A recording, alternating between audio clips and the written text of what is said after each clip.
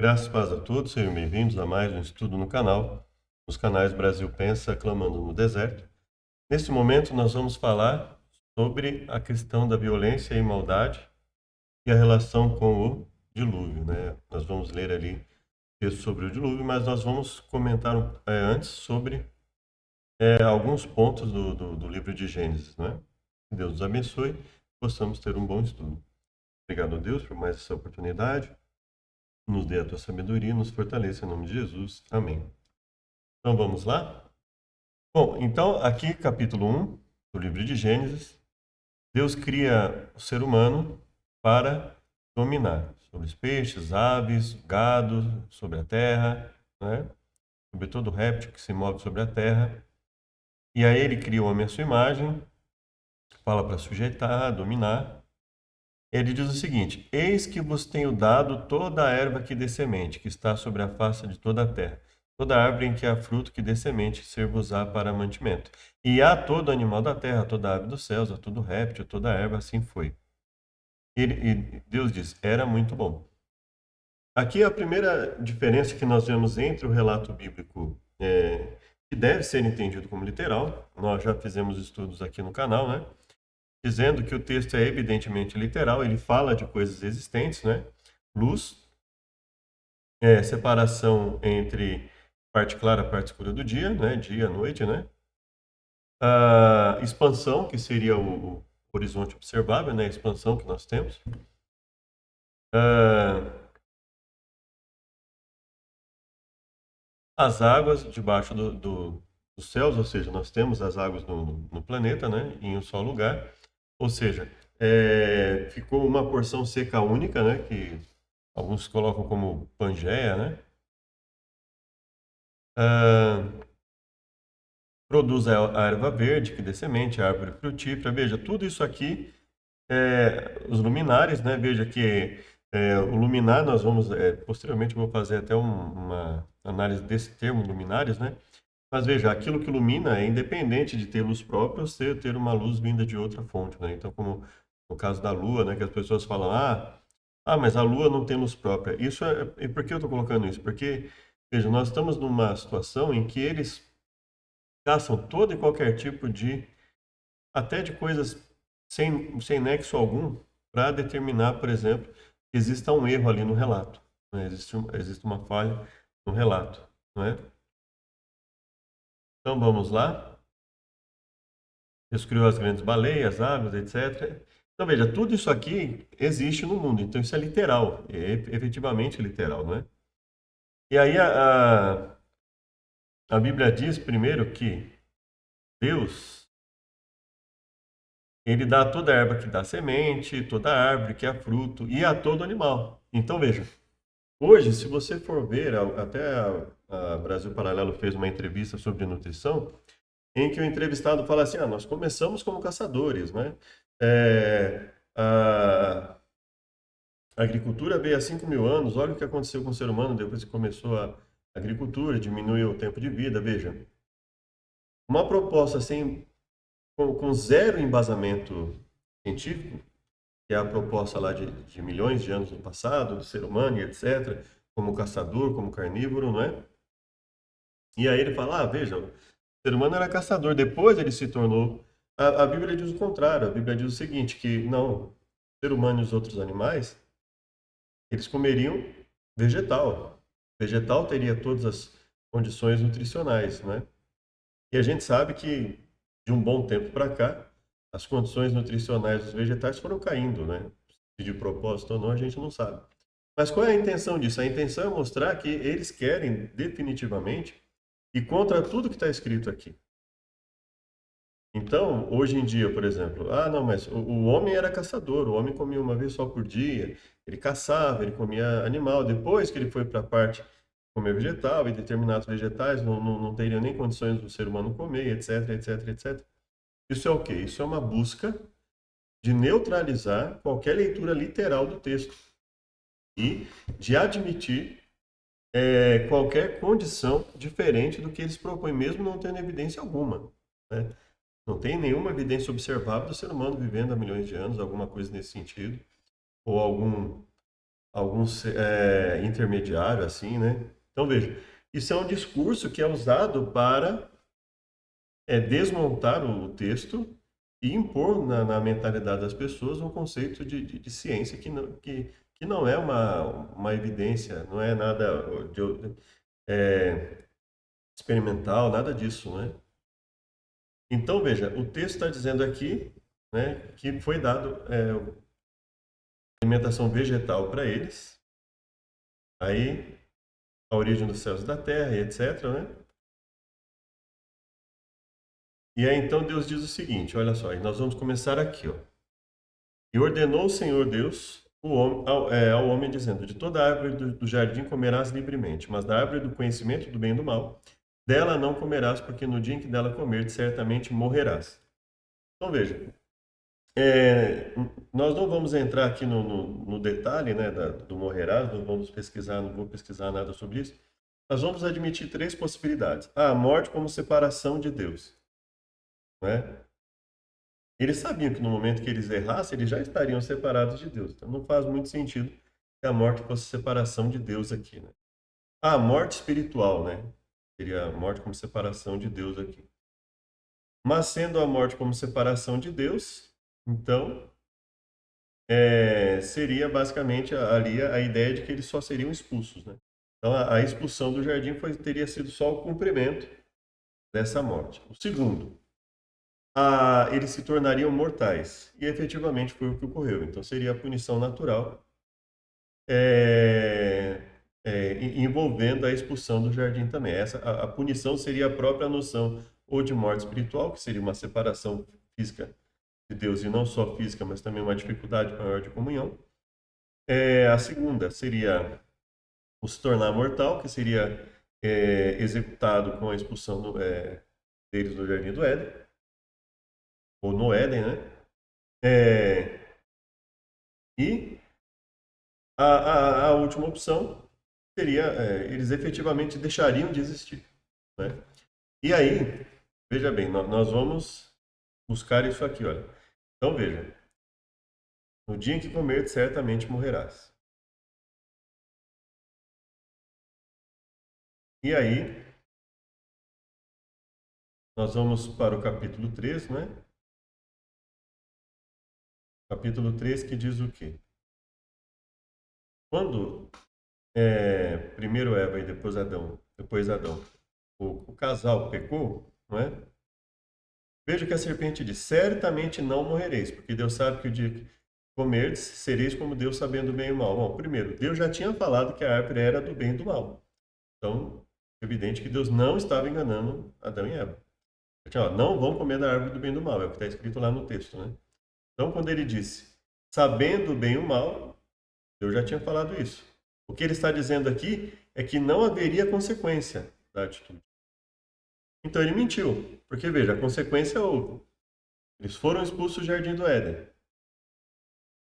Deixaram de comer o fruto para não morrer mais. Então, houve consequência. Eles não, ou seja, esse conhecimento não impediria a punição. Então, quem mentiu não foi Deus, foi Satanás que mentiu. Foi evidente aqui que foi aqui o que nós acreditamos que teria sido um opositor a Deus que manipulou ali a serpente para dar a impressão que ela estivesse falando, né? Então, a Eva viu uma serpente falar, mas quem estava falando manipulando a serpente ali seria o inimigo do Eterno. Ele fala, porque Deus sabe que no dia em que comer, se abrirão os vossos olhos, sereis como Deus, conhecendo o bem e o mal. Então, veja, ele não está necessariamente dizendo aqui que eles seriam iguais a Deus. Poderia até ter sido, né? Mas ele fala como Deus. Mas no sentido de conhecer o bem e o mal. Mas ele dá a entender que esse conhecimento seria o suficiente para livrá-los de qualquer punição, que não haveria punição. Como se ele estivesse dizendo que Deus não teria condição de puni-los a partir daqui. É o que me dá a entender, né? Então ela foi e comeu, depois ela deu a Adão e comeu também. Eles ficaram nus e fizeram uma roupa de folhas, né? Ali, de folha de figueira, fizeram aventais para si, para se cobrir ali diante de Deus. Ou seja, houve uma mudança na compreensão deles de algumas coisas. Eles perceberam que estavam nus. Mas não houve uma mudança no sentido de discernir o certo e errado. em termos morais aqui, por exemplo, veja só que ele, quando Eva conversa com a serpente, ela, ela diz, não, do fruto das árvores do jardim comeremos, mas do fruto que está no meio do jardim disse Deus, não comereis nem nele tocareis para que não morrais. Então, eles tinham a noção, olha, isso aqui não pode, isso aqui pode, né? Como eles eram marido e mulher, e veja que é uma questão muito interessante a respeito de nudez, a respeito de vestimenta, que eles eram marido e mulher, e se relacionariam para ter filhos. E eles ficaram envergonhados aqui no momento que comeram do fruto, né? E eles foram punidos, né? Eles foram punidos aqui, mas principalmente se eu considerar que morte era efetivamente o que morte costuma representar no Antigo Testamento, que era assim, extinção, deixariam de existir. Então, o que houve aqui? Deus mentiu? Evidentemente não. Deus tinha poder para fazer o que quisesse com eles. Deus os expulsou do jardim do Éden, falou que para que, veja só o que a Bíblia diz. Eis que o homem se tornou como um de nós, sabendo o bem e o mal. Ora, para que não estenda a mão e tome também da árvore da vida e come e vive eternamente. Ou seja, pelo menos naquele momento, esse conhecimento não era permitido. Não há, especificamente na Bíblia, não há indicação de que em algum momento aquele nível de conhecimento fosse permitido para eles em algum momento, mas que, mesmo que o conhecimento em si fosse permitido, o adquirir conhecimento pelo fruto era proibido. Então, alguns conhecimentos poderiam ter sido dados posteriormente pelo próprio Deus, sim, mas o conhecimento adquirido pelo uso do fruto era proibido.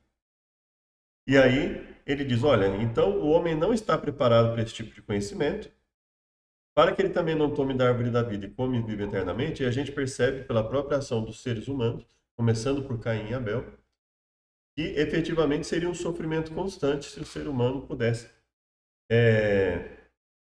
prejudicar um ao outro eternamente. Essa fala de Gênesis é uma fala que se opõe diretamente à noção de um inferno eterno, né? Veja, Deus não quer que eles vivam eternamente trazendo sofrimento uns aos outros, essa é a única explicação coerente e razoável aqui, né? E Deus não quer que o sofrimento seja prolongado pela eternidade, né? Então ele fala, não, eles não vão viver eternamente. Então aqui já fica, não só aqui, mas quando a Bíblia fala que Deus fez Adão e a sua mulher túnicas de pele e os vestiu, ou seja, Deus os preservou do primeiro efeito que a árvore trouxe. Deus permitiu a eles, né, aperfeiçoou a roupa que eles fizeram, deu uma roupa melhor para eles.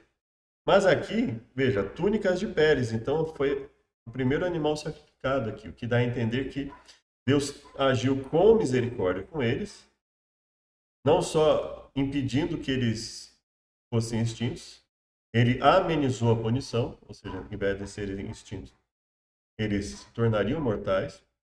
Não há uma explicação bíblica para Deus permitir que os inocentes a partir daqui sofressem.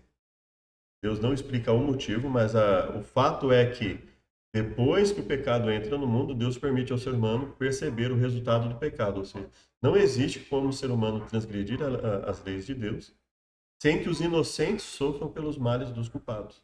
É isso que Deus dá a entender. Coloca, ou seja, ele coloca ali, fica evidente para nós, se todos tiverem a mesma liberdade para fazer o mal, então muitos inocentes vão morrer nas mãos de culpados.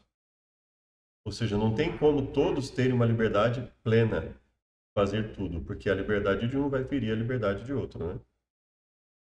E aí, então, aqui nós vemos o quê? Deus mentiu? Não, fica evidente aqui que Deus teve misericórdia do ser humano. Ele não mentiu, ele foi uma liberalidade. Assim como, por exemplo, o aluno está colando, e aí o professor, se colar, eu vou tomar a prova. E aí, devido à situação do aluno, etc., alguma coisa que acontece lá, o professor, por liberalidade, resolve dar uma segunda chance ao aluno. Vai ficar com zero na nota, vai reprovar e alguma coisa. E o professor, por sua liberalidade, por compaixão, vai lá, professor, professora, e dá uma segunda chance. Ele não estava mentindo. Se fosse para ele agir com rigor, ele puniria daquela forma. Há uma punição, por exemplo, uma diminuição na nota, mas se permite que aquele aluno tenha aquele aluno, aquela aluna tenha uma nova chance. Foi o que ocorreu aqui, né? Se permite uma nova chance, ou um conjunto de novas chances ao ser humano, né? Mas há um custo. A permissão para que esse tipo de liberdade existisse no mundo iria fazer com que vários inocentes sofressem e os culpados, os pecadores, não iriam apenas, os pecadores no sentido de pessoas que pecam por rebeldia, né? Não que luta contra o pecado, mas que a rebeldia ela tem como custo o sofrimento dos inocentes, inclusive, né? Então é esse o ponto que eu queria colocar. Depois disso, o que nós temos aqui? Então veja, Deus tem misericórdia com Adão e Eva. Depois, Adão, definitivamente aqui, ele tira a vida de um inocente, que é Abel. Abel não tinha feito efetivamente nada para Caim, né? Caim retira a vida de Abel. Abel não tinha feito nada contra Caim. E ainda assim, o que Deus faz? Deus primeiro adverte, olha, ele viu que Caim não estava com bons pensamentos, fala, você tem que dominar isso aí que você está sentindo. E aí, quando Deus aparece novamente depois, ele já ter tirado a vida de Abel, ele amaldiçoa Caim, mas ao mesmo tempo, ele fala, ó, maldito será desde a terra, né? Quando lavrares a terra, não te dará mais a sua força, fugitivo e vagabundo ou errante será na terra. Então aqui já há uma mudança, né?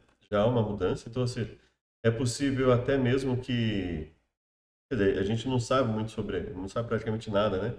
Pela Bíblia sobre a vida de Caim, mas houve alguma mudança aqui. Ele teria que lidar de uma forma diferente aqui com a terra, né?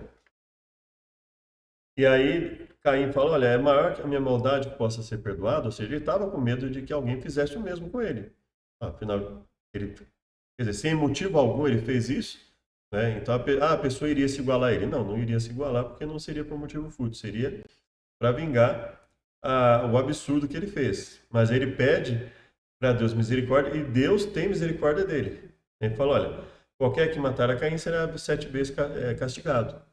Então, ou seja, Deus dá uma punição a ele, mas não tira a vida dele. Veja, um assassino, o, é, o fútil, torpe, seja. E aí, então, depois disso, nós temos Lameque, né? Aí vem Sete, depois Sete tem um filho que se chama Enos, então se começou a invocar o nome do Senhor. E aí, então, vem uma geração aqui. Deus fala de uma geração a partir da qual, né, Sete, etc., e Enos, onde se invoca o nome do Senhor. Então, aqui fala da geração, fala de Enoque, que andou com Deus, inclusive, né? E não se achou lugar para ele.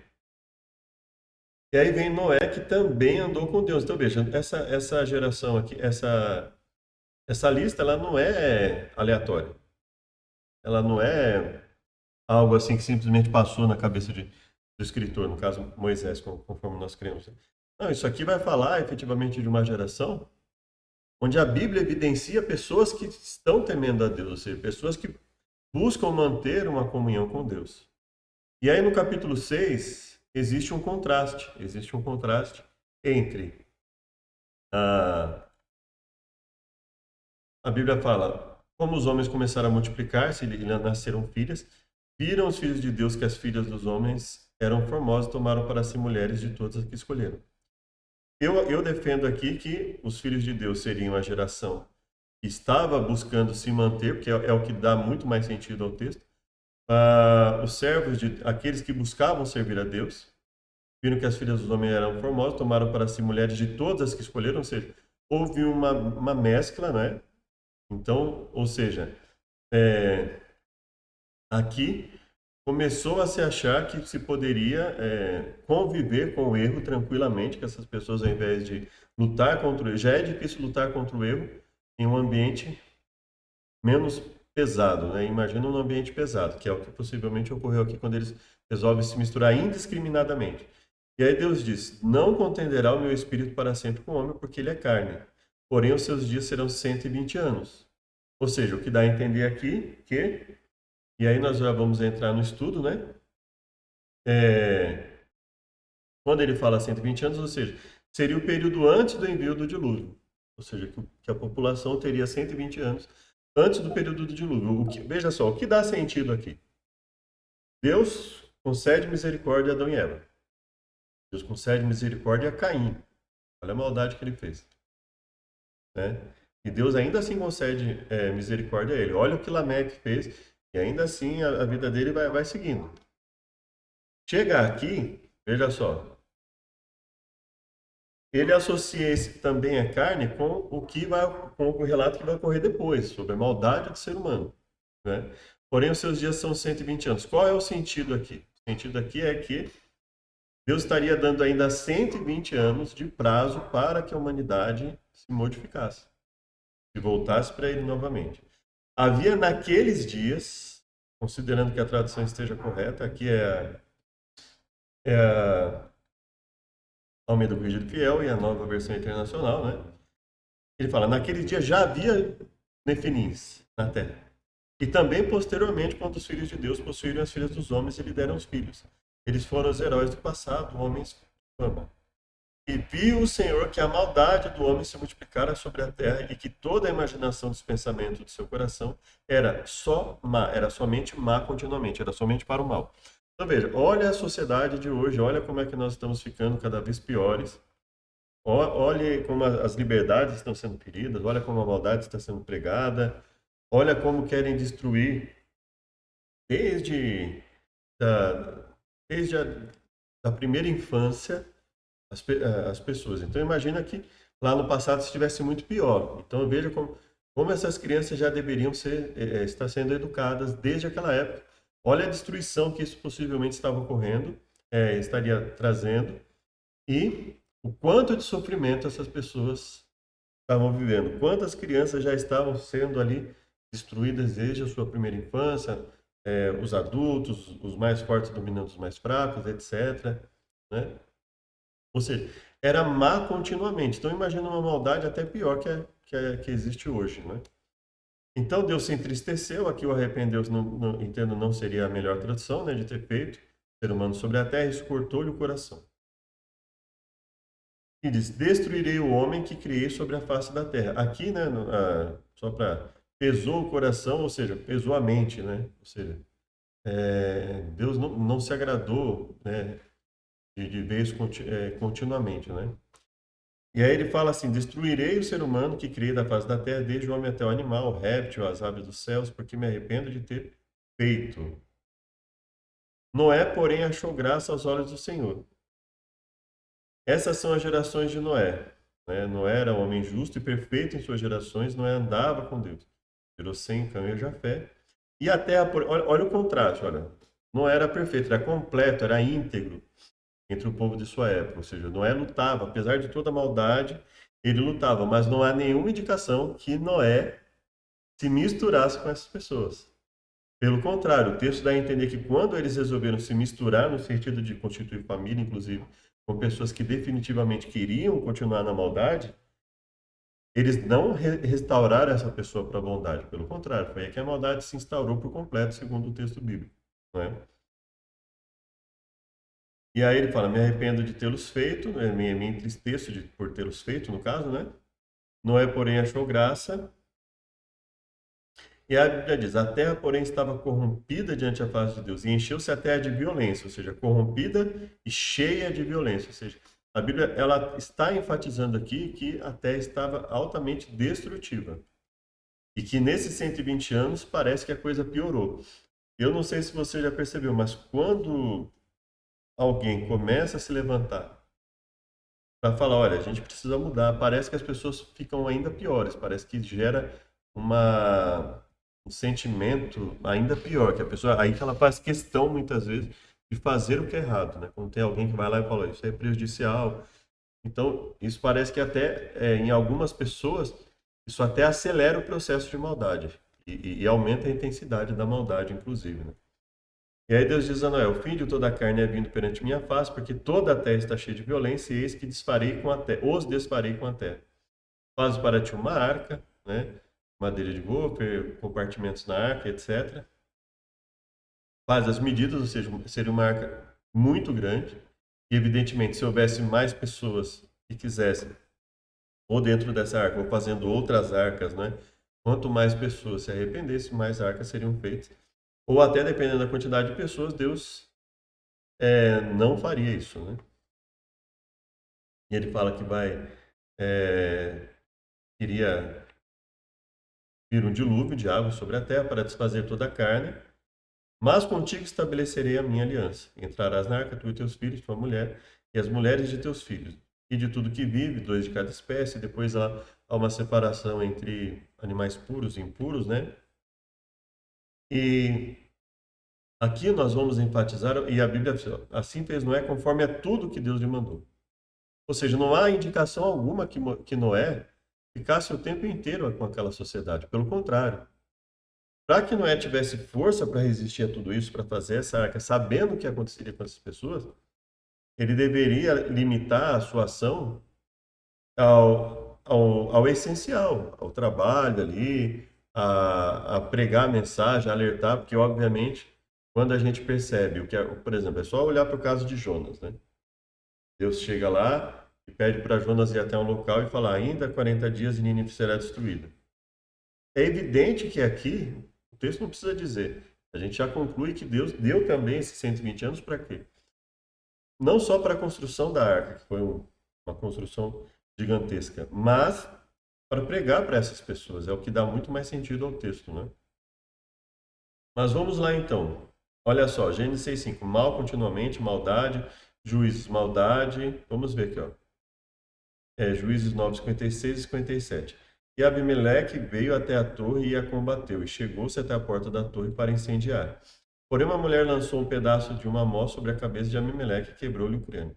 Então chamou logo ao moço que levava suas armas e disse: desembainha a tua espada e mata-me para que não se diga de mim. Uma mulher o matou e o moço o atravessou e ele morreu. Vendo, pois, os homens de Israel que Abimeleque já era morto, foram cada um para o seu lugar. Assim fez Deus tornar sobre Abimeleque o mal que tinha feito a seu pai, matando a seus 70 irmãos.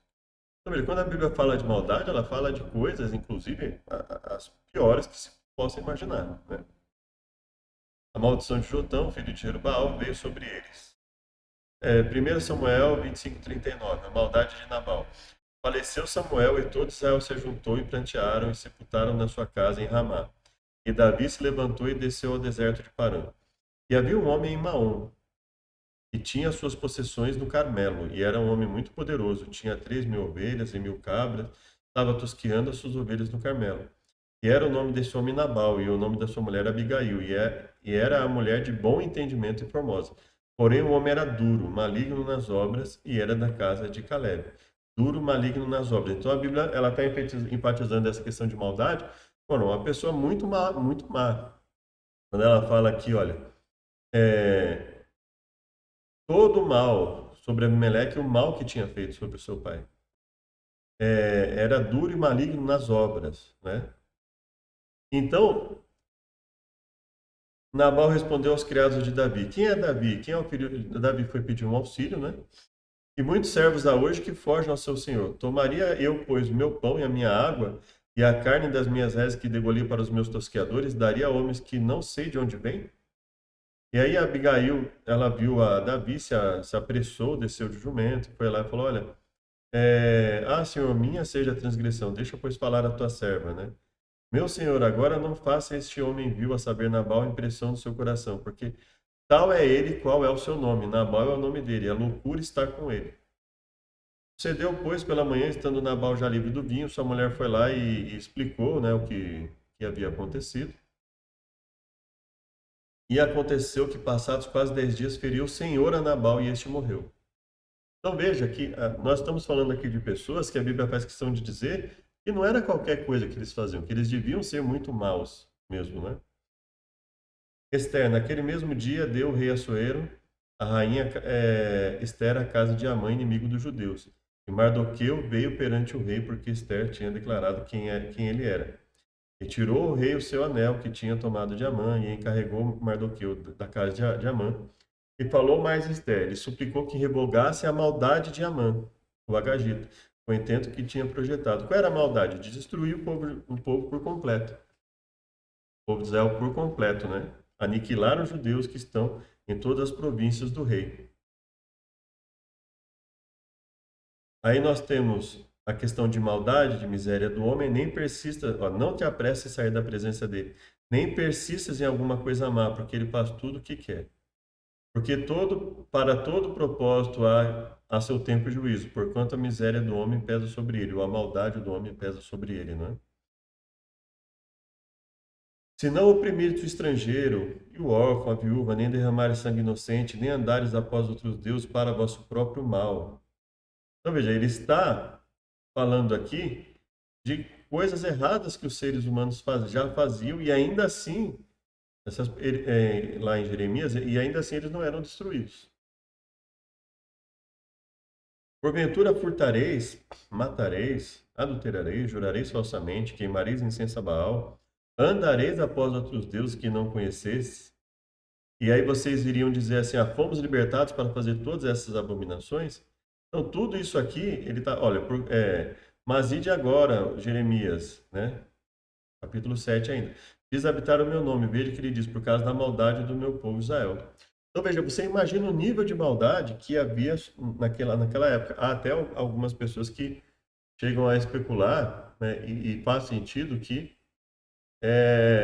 talvez o ser humano estivesse se bestializando, ali, numa situação para a qual talvez não houvesse volta, tamanha as alterações que estariam havendo do ser humano ali, e que Noé teria permanecido, essa distância dele teria, inclusive, auxiliado, né? Porque o mal da casa de Israel, antes andaram cada um conforme o propósito do seu coração malvado. Tornaram as maldades dos primeiros pais, que não quiseram ouvir as minhas palavras. Andar após outros deuses. Esse andar após outros deuses não era só se ajoelhar perante outros deuses, é fazer toda a maldade que envolvia a adoração a esses outros deuses. Não obedeceram a voz, não andaram na tua lei. Tudo que eles mandassem que fizessem, eles não fizeram. Por causa de toda a maldade dos filhos de Israel, edificaram altos a Baal, que estão no vale, para fazer passar seus filhos e suas filhas pelo fogo a Moloque. Assim fará Betel por causa da vossa grande maldade, e nenhum de vós pense mal no seu coração contra o seu próximo. Então veja, quando ele fala de maldade aqui, nós vemos que ele está falando de uma maldade plena mesmo. Toda atitude má que se possa imaginar. Física, mental, afastamento espiritual. Todo tipo de maldade que se possa imaginar, né? Que as pessoas começaram a fazer umas contra as outras, né? E quantos inocentes foram destruídos nesse período de 120 anos, né?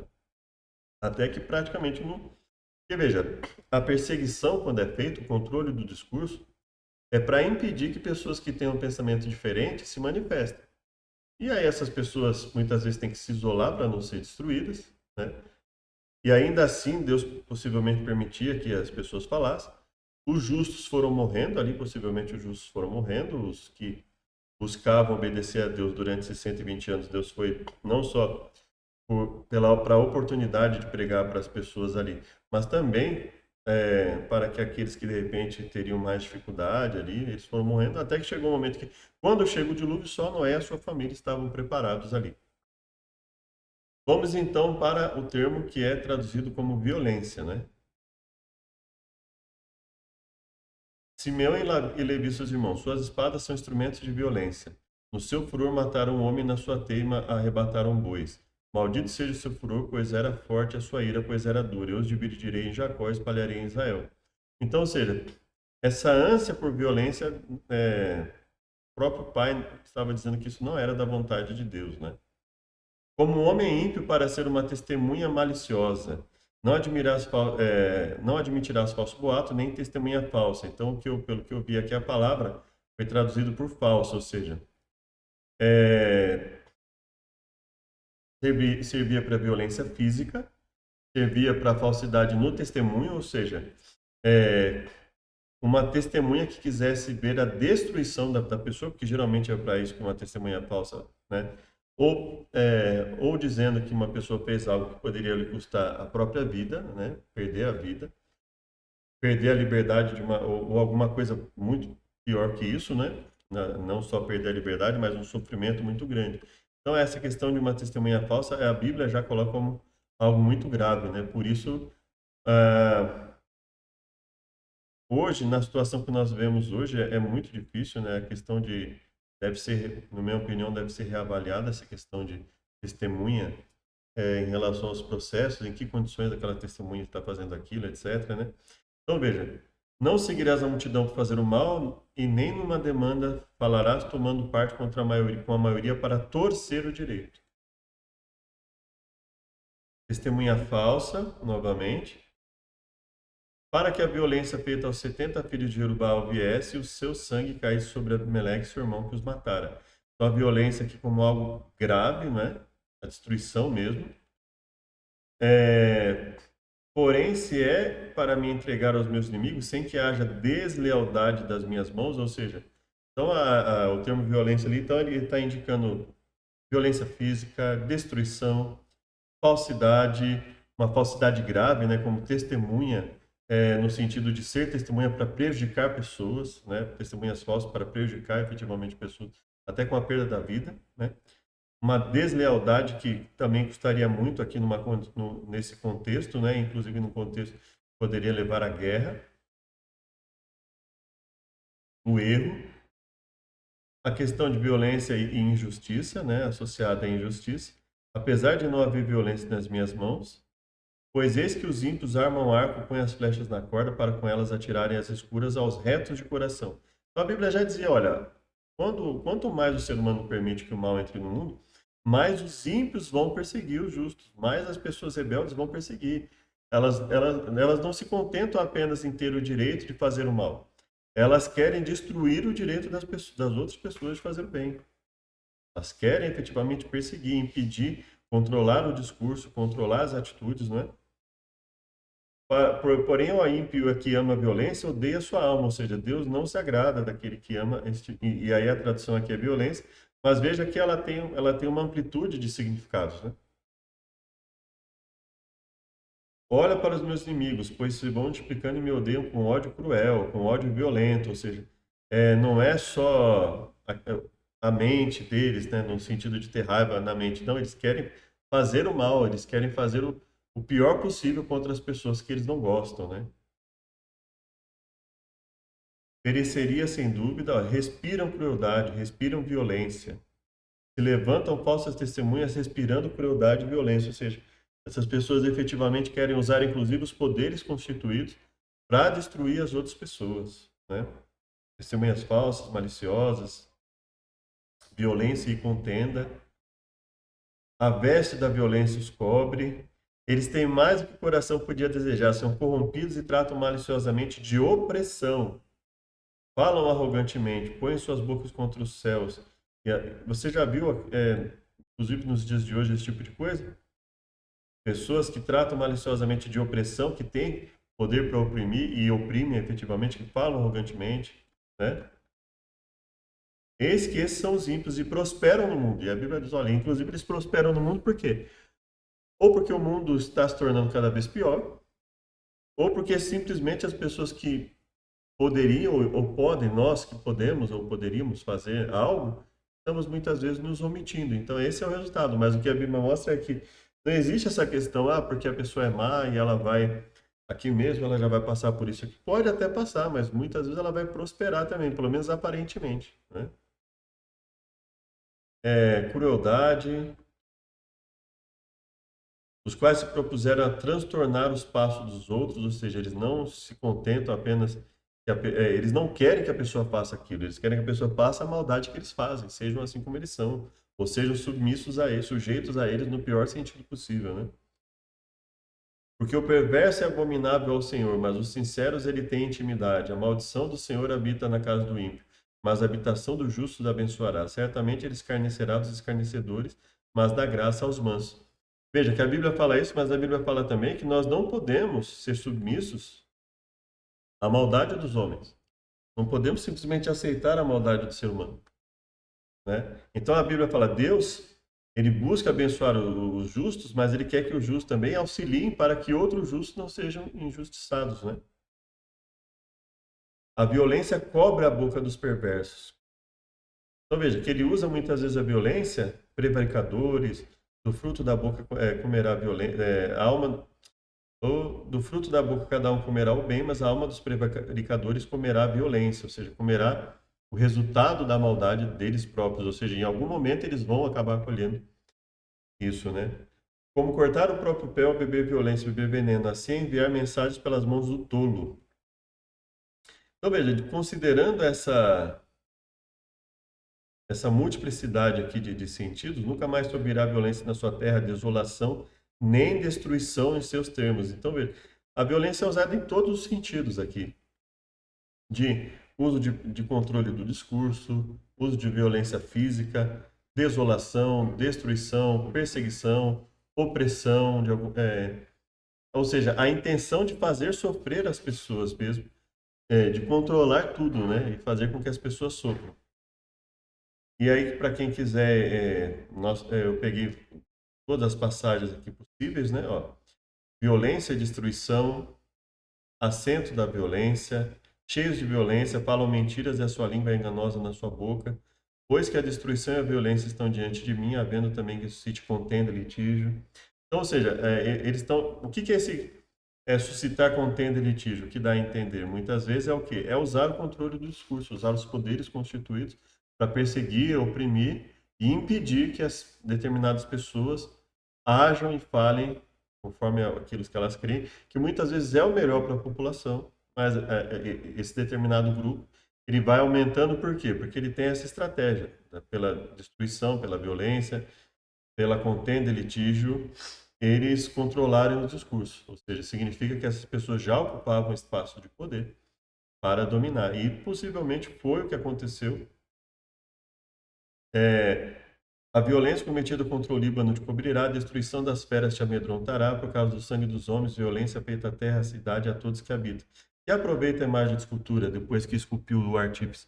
Ela é a imagem de fundição que ensina mentira, para que formou ela é a imagem de fundição que ensina mentira, para quem a formou, confie na sua obra, fazendo ídolos mudos.